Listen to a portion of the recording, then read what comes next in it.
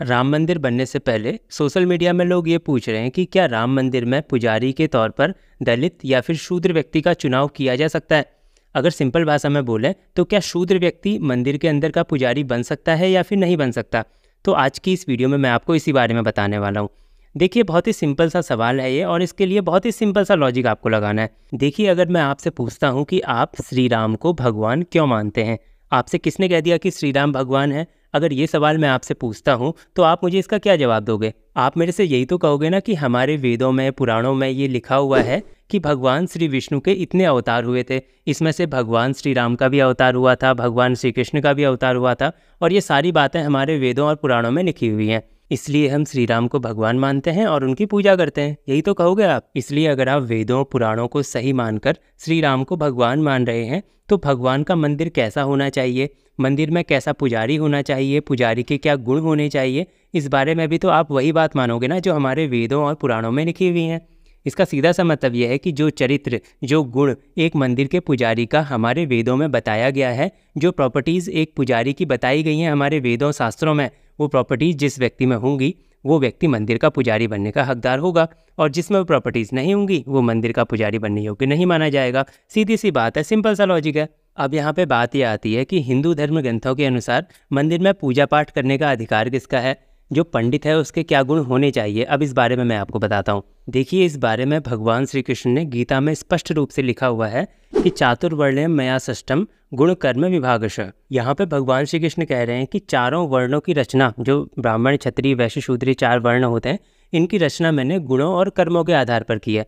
देखो, मैं इसका सिंपल सा मीनिंग आपको बताता हूँ, ज़्यादा डीप में जाऊँगा तो आपके समझ में नहीं आएगा। बिल्कुल क्रिस्प नॉलेज मैं आपको देने वाला हूँ, बिल्कुल आसान भाषा में। देखो, सिंपल सी बात है, आपको पता होगा ना हिंदू धर्म में चार वर्ण होते हैं, ब्राह्मण क्षत्रिय वैश्य शूद्र, ये चार वर्ण होते हैं ना, और तीन गुण और भी होते हैं। तीन गुण का मतलब है कि सत्वगुण, रजगुण और तमगुण, ये तीन गुण हो गए और ये चार वर्ण हो गए। इनके हिसाब से, इन दोनों चीज़ों के हिसाब से हमारा कर्म डिसाइड होता है। जैसे मान लीजिए कोई व्यक्ति जन्म से ब्राह्मण है और उसमें सत्वगुण की प्रधानता है। प्रधानता का मतलब है कि 90% सत्वगुण उसके पास होना चाहिए।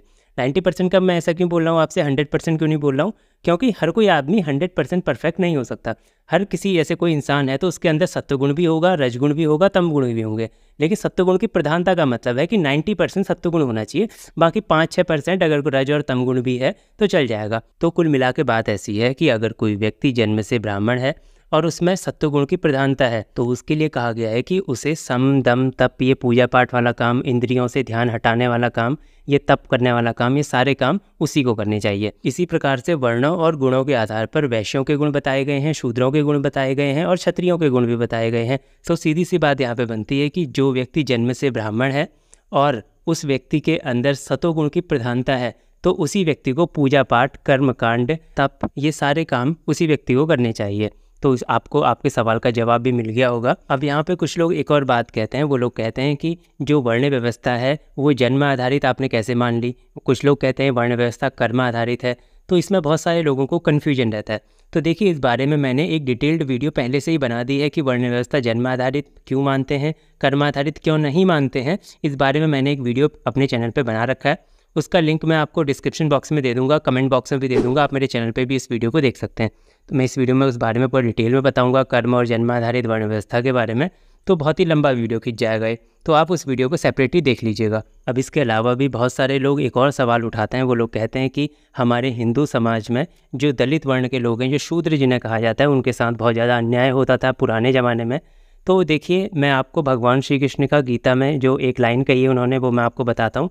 उसके बाद आप अच्छे से समझ पाएंगे कि ये प्रोपेगेंडा है या सच्चाई है, क्या है, आप समझ जाएंगे। देखिए, भगवान श्री कृष्ण कहते हैं कि स्वे स्वे कर्मण्यभिरतः संसिद्धिरवते नरः स्वकर्म निरतः सिद्धिम यथा विंदिति तच्छृणु। अर्थात अपने अपने कर्म में तत्परता पूर्वक लगा हुआ मनुष्य परमात्मा की प्राप्ति कर लेता है। यानी कि जो गुण मैंने आपको अभी बताए थे ना, कि कोई व्यक्ति जन्म से ब्राह्मण है और उसके अंदर सतोगुण की प्रधानता है तो उसे ये काम करने चाहिए। ऐसी क्षत्रियों का भी है, ऐसी वैश्यों का भी है, ऐसी शूद्रों का भी है। तो ये भगवान श्री कृष्ण ने गीता में बताया कि किसको क्या काम करना चाहिए, पहले से ही काम डिफाइन करके रखा हुआ है। जैसे कबीरदास जी का एग्जाम्पल आपने देखा होगा, सूरदास जी का देखा होगा, रविदास जी का देखा होगा। चलो मैं रविदास जी के बारे में आपको बताता हूँ। वो चमड़े का काम करते थे, वो जन्म से शूद्र थे, लेकिन जन्म से शूद्र होने के बाद भी उन्होंने अपने शूद्र धर्म का पूरी निष्ठा से पालन किया, तो भगवान ने उन्हें दर्शन दिए या नहीं दिए, आप मुझे बताइए। उनके समकालीन जितने भी ब्राह्मण लोग थे, क्या उन्हें भगवान ने दर्शन दिए? नहीं दिए, क्योंकि ब्राह्मण लोग उस समय अपने धर्म का पालन नहीं कर रहे थे। और उन्होंने, यानी कि जो रविदास थे, रविदास ने एक शूद्र व्यक्ति होते हुए अपने धर्म का निष्ठा से पालन किया और भगवान ने उन्हें दर्शन दिए।